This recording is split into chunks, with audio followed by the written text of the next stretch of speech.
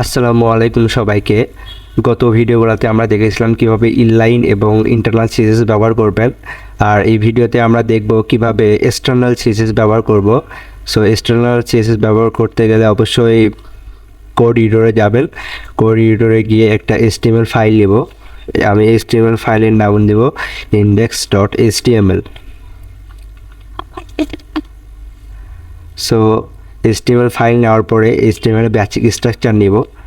HTML এর basic structure নেওয়ার পরে যেহেতু আমরা এই ভিডিওতে এক্সটার্নাল সিএসএস ব্যবহার করব, সো এক্সটার্নাল সিএসএস ব্যবহার করতে গেলে অবশ্যই এই HTML ফাইলের ভিতরে আমরা কোনো HTML প্রপার্টি ইউজ করব না, সিএসএস প্রপার্টি ইউজ করব না।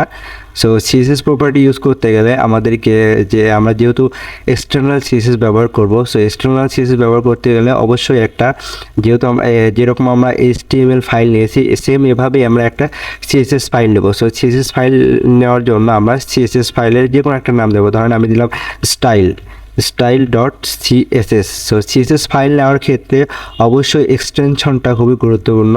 যেমন ধরেন আমি HTML ফাইল নিয়েছি, HTML ফাইলের যে কোনো একটা নাম দেবো। যেমন আমি দিয়েছি index.html। এই যে .html এটা হচ্ছে HTML এক্সটেনশন, আর হচ্ছে CSS এর এক্সটেনশন দিতে গেলে .css। এটা সব মানে CSS ফাইল নিলে অবশ্যই .css দেবেন। হ্যাঁ, .css আমাদের index.html ফাইল নেওয়া হয়ে গেলো এবং style.css নেওয়া হলো। তো এক্সটার্নাল সিএসএস ব্যবহার করতে গেলে অবশ্যই HTML ফাইলের সাথে লিঙ্ক করে দিতে হবে। হ্যাঁ, HTML ফাইলের সাথে লিঙ্ক করে দেওয়া খুবই ইজি। সো আমার ভিডিওটা সম্পূর্ণ দেখেন তো বুঝতে পারবেন কীভাবে লিঙ্ক করে দেবো। হ্যাঁ, আমরা এখন HTML ফাইলের ভিতরে কিছু একটা লিখবো। হেডিং ট্যাগ দিয়ে আমি লরেমের 5টা ওয়ার্ড নেব। লরেমের 5টা ওয়ার্ড নেওয়ার পরে আবার ধরেন সাপোজ পি ট্যাগ নেব। পি ট্যাগের লরেমের 50টা ওয়ার্ড নেব। হ্যাঁ, নেওয়ার পরে আমরা সিএসএস ফাইলে যাব। সিএসএস ফাইলে গিয়ে ধরেন আমরা এই সিএসএস ফাইলে গিয়ে এই h1কে আমরা কালারিং করব। হ্যাঁ, কালার করব। সো কালার করার জন্য সিএসএস ফাইলে গিয়ে h1 ট্যাগকে কল করে কালার লিখব।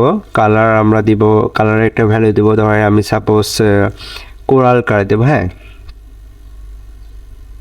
এখন যদি আমরা কোরাল কালার দেওয়া এখন যদি আমরা ওপেন উইথ লাইভ সার্ভার করি, আপনারা লক্ষ্য করবেন এই দেখেন এটার কিন্তু কালার হয় নাই। কেন হয় নাই?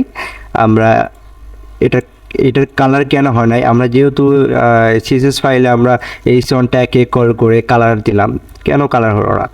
অবশ্যই কালার হবে, কারণ না হওয়ার কারণ হচ্ছে আমরা এই সিএসএস ফাইলকে HTML ফাইলের সাথে লিঙ্ক করে দেই নাই। সো আমাদেরকে লিঙ্ক করে দেওয়ার জন্য HTML ফাইলে গিয়ে এই টাইটেলের নিচে আমাদের লিঙ্ক লেখার পরে ইন্টারপ্রেস করলে এরকম একটা লিঙ্ক হয়ে যাবে। হ্যাঁ, লিঙ্ক, তারপর রিলেশন স্টাইল এটা থাকবে। সো এই স্টেপের ভিতরে এই সিএসএস এর ফাইলের পুরো নেমটা দিতে হবে। হ্যাঁ, যেহেতু আমরা style.css দিছি, এই স্টেপের ভিতরে style.css style.css এই যে আমাদের লিঙ্ক হয়ে গেল। এখন যদি আমরা ওপেন উইথ লাইভ সার্ভার করা আছে, এখন যদি যাই এই দেখেন কোরাল কালার হয়ে গেছে। মূলত সিএসএস ফাইল এভাবে লিঙ্ক করে দিলেই তাহলেই কাজ করে। হ্যাঁ, এখন ধরেন সাপোজ আমরা এখন এই পি ট্যাগকে কালার করব। আমরা পি ট্যাগকে কালার করলে কি করতে হবে?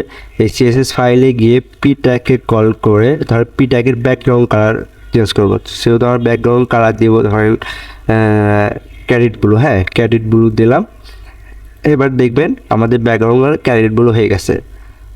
সো এভাবেই আমরা এক্সটার্নাল সিএসএস ব্যবহার করব। সো আজকের ভিডিও এটুকুই। আল্লাহ হাফেজ।